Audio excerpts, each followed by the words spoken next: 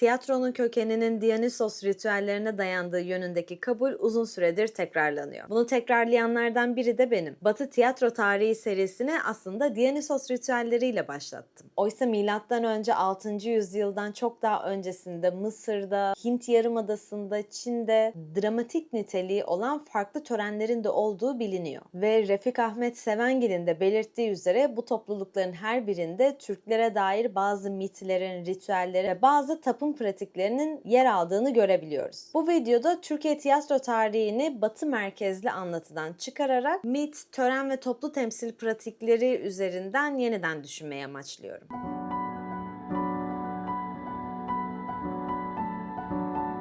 Çoğunlukla göçebe bir hayat tarzları olan Türk topluluklarının yaratılış mitleri onların tabiatın çocuğu olma mitiyle bağlanıyor. Yani bu Türk topluluklarının bazıları tabiatın bir parçasının devamı olarak görüyordu kendilerini. Örneğin bazı kabileler kendisini belirli bir hayvanın devamı veya belirli bir hayvanın çocuğu olarak görürken bazı kabileler ise belirli bir ağaç türünün devamı olduklarına inanıyorlardı. Bütün bu unsurlar ise aslında birer totem olarak işlev görüyorlar. Freud'un Totem ve Tabu kitabında da totemler ve tabular antropolojik öğeler olmaktan ziyade aslında psikanalitik bir unsur ve odak noktası olarak da işlev görüyorlar. Freud'da totem ve tabu ayrılmaz bir ikili. Totemler ilkel toplulukların toplumsal örgütlenmesini, yasaklarını, bilinç dışı arzularını da açıklayan bir yapı olarak kendilerini gösterirler. Yani aslında totemler bir nevi arzu nesnesinin sembolleri. Tabular ise bu arzuya olan yasağın ifadesi. Tabular hem yasağı hem de kutsal olanı işaret ediyorlar.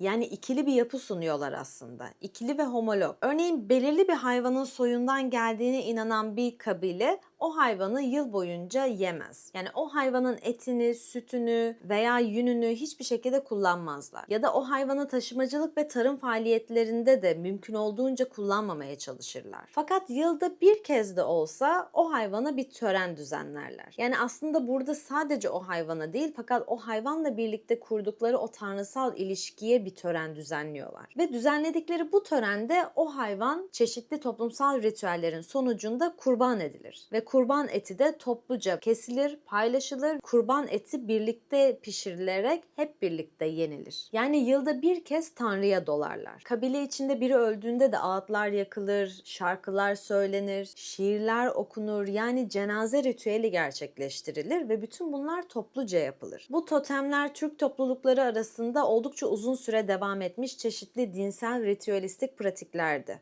Temel esas da şarkı, dans, şiir, müzik, birlikte yemek yemek gibi faaliyetlerin topluca yapılmasıydı. Erken Türk topluluklarının dinsel pratikleri benim uzmanlık alanım değil. Dolayısıyla bu konuda çok fazla derinlere girmeyeceğim. Ancak zaten benim hedefim nasıl oluyor da bu kökenler dram sanatına doğru bir yol alıyorlar. Bu hattı çıkarabilmek istiyorum. Buradan şuraya gelelim. İlk oyuncular kimlerdi? Refik Ahmet Sevengil bu soruyu sorarak başlatıyor aslında tartışmayı. Ve buna bir cevap olarak da din insanları diyor. Yani din insanları ilk oyunculardı. Şimdi burada Türk toplulukları için din insanlarını, erken din insanlarını ele alacak olursak aslında şamanlara doğru gidiyoruz. Çünkü şamanların toplumdaki görevleri, işlevleri bir tedavici olarak yer etmeleriydi. Öncelikle tabii ki şamanlık ve şamanizm nedir? Burayı da ufakça bir açalım. Şamanizm Michel Perrin'e göre dünyadaki büyük sistemlerden bir tanesi. Yani bu biraz ilginç tınlıyor açıkçası bana. Büyük sistem ne olabilir? Fakat sanırım Perrin şöyle bir şeyin altını çizmeye çalışıyor. Dünyada farklı coğrafyalarda ve farklı zamansallıklarda ortaya çıkan fakat benzer pratikleri topluca işleten bir yapı var. Ve bu yapı da şamanlık olarak kendini formülize ediyor. Ek olarak şamanlıktaki dünyanın görünür dünya ve kutsal dünya olarak ikili anlayışı, Platon'un idealar ve fenomenler dünyası olarak sunduğu ikili yapıya da aslında göz kırpıyor. Yalnızca burada Platon'un sunduğu ikili dünyada herhangi bir geçiş söz konusu değilken şamanlığın özelliği bu iki dünya arasındaki geçişin sağlanabiliyor olması. Ve bu trans sürecini gerçekleştiren kişiye de şaman deniliyor. Farklı coğrafyalardaki farklı şamanlık türlerinde farklı trans ritüelleri var. Örneğin bazı coğrafyalardaki şamanlar ritmi oldukça yüksek bir esrime sonucunda bayılırlar ve o bayılma esnasında kutsal dünyaya geçiş yaparlar. Fakat bazıları da ritmi çok düşük, çok daha yavaş hareketlerle bir esrime gerçekleştirirler ve sonrasında yine bayılırlar ve bayılma esnasında kutsal dünyaya geçiş yapmış olurlar. Burada da onları tedavici yapan şey kutsal dünyaya gitmelerinin sebebi aslında görülen dünyaya bir bilgi getirecek olması. Çünkü şaman bulunduğu dünyadan öteki dünyaya geçişini yaparken bilincini kaybetmez. Bulunduğu toplulukta herhangi bir hastalık varsa, bu birinin hastalığı olabilir ya da o topluluğun, o toprağın tarımsal bir hastalığı olabilir. Bu bilgiyi alır ve buna nasıl bir çözüm üretebileceğini kutsal dünyada yanıtını arar. Ardından tekrardan görünen dünyaya gelir ve bu bilgiyi topluluğuyla paylaşır. Eğer bu problem bir kuraklıksa birlikte yağmur duaları yaparlar veya birinin bir hastalığıysa o hastalığa çözüm olarak bulduğu tedavi yöntemini gerçekleştirir. Aslında şamanların konumu doğa ile doğaüstü olan arasındaki çeşitli mübadelelerin düzenleyicisi olmak. Orta Asya Türk topluluklarındaki dini ve ritüelistik bazı pratiklerin Sümerler'de de olduğu biliniyor. Sümerler'de bazı din insanlarının hayatlarını anlatan çeşitli müzikli şiirler okunurdu. Müzik, dans ve söz birlikteliğiyle tanrılar anılıyordu bir taraftan da. Eski Ön Asya Sanatları adlı bir kitaptan Sevengil'in aktardığına göre Sümer dönemine ait bulunmuş olan bir kabartmada 4 din insanının birlikte karşılıklı bir konuşma gerçekleştirdikleri görülüyor ve bu konuşmaya da lir çalan bir müzisyen eşlik ediyor. Ve en nihayetinde bütün bu konuşma ve müzik bir ayin şeklinde gerçekleştirilmiş. Hititlerde de yine müziğin oldukça önemli olduğu biliniyor. En önemli enstrüman da kopuz. Hitit kabartmalarda da kopuz çalan ve kopuz çalan kişinin karşısında rakkas eden yani dans eden biri gözlemleniyor. Bulunan kabartmaların bazıları da bazı ayinlerin sahnelerini aslında resmetmiş. Çünkü bu kabartmalardan bazılarında bir kral elinde üzüm salkımı tutan, üzüm yapraklarıyla resmedilmiş bir tanrının önünde eğiliyor. Bu Dionysos'a oldukça benzer bir tanrı.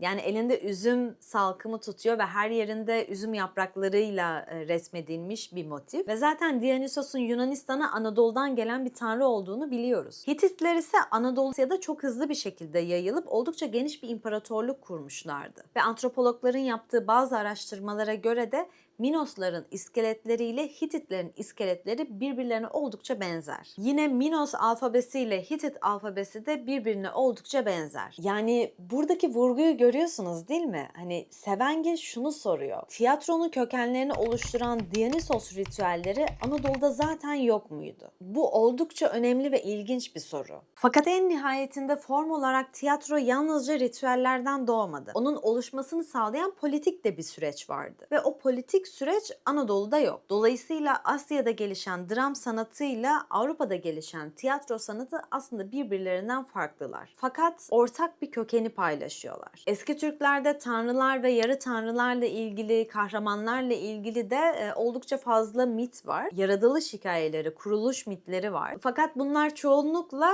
epik mitler. Yani dediğim gibi kahramanlarla ilişkili mitler. Bu mitler yine müzikle, dansla gerçekleştiriliyordu. Bazıları hatta trajedi biçiminde de yapılıyor. Yakut Türklerinde örneğin Artugun Aga adına yapılan bazı törenler var. Bu törenlerde gençler içip sarhoş olup dans ediyorlar. Başlarda aslında her ne kadar epik de olsalar dinsel bir bağlantı da kurulan bu ritüeller zamanla dinsel bağlamından iyice uzaklaşarak aslında bir gelenek haline geliyorlar. Bir başka mit de Tukiyular. Tukiyular Türk kelimesinin de kökenini oluşturuyor. Tukiyularla ilgili mitlerden bir tanesi şu. Bir tane hükümdarın biri yaz kralının, diğeri kış kralının kızı olan iki ayrı eşi var. Ve bu iki ayrı eşinden de ikişer çocuğu var. En büyük çocuğunun adı Tukiyu ve daha sonrasında bu en büyük çocuğu hükümdar oluyor. Destanın bir başka anlatımında ise Tukiyular deniz kenarında, Batı deniz kenarında yaşayan bir topluluk ve bir gün bir savaş sonucunda bir kişi hariç Tukiyuların tamamı ölüyor. O bir kişi de elleri ve ayakları kesilmiş olan genç bir erkek. Daha sonrasında bu genç erkeğe bir dişi kurt, bu dişi kurt da genç erkeğe bakmayı üstleniyor ve birlikte oluyorlar. Ardından genç erkeği de alıp bir dağın eteğine gidiyorlar ve orada dişi kurt çocukları doğuruyor. Çocuklardan adı Asena olan da daha sonrasında hükümdar oluyor. Tukiyuların göçmen olduklarını bilmekle birlikte demirci olduklarını da biliyoruz. Zaten Türklerin kuruluş mitlerinde demircilerin oldukça önemli bir noktası var. Ergenekon destanında da yine demirci oldukça önemli bir figür. Türklerin Müslümanlığa geçmesinden önce ise Tukiyulara dair çeşitli törenler düzenlenirdi. Bu törenlerde onlara dair olan mitler yeniden canlandırılıyordu. Daha sonrasında ise bu az önce anlattığım anlatı Moğollarla birleştiriliyor. Moğollarla birleşmiş olan versiyonunda ise yine bir savaş sonucunda geriye sadece Kayan ve Topuz kalıyor. At, deve gibi hayvanlarla göç ediyorlar ve Ergenekon adındaki yemyeşil alanı buluyorlar. Bu alan dağlarla çevrili. Oraya giriyorlar ve orada bir hayat yaşamaya başlıyorlar. Birlikte oluyorlar ve çocukları oluyor. Onların çocuklarının da çocukları oluyor ve sonra onların çocuklarının da çocukları oluyor.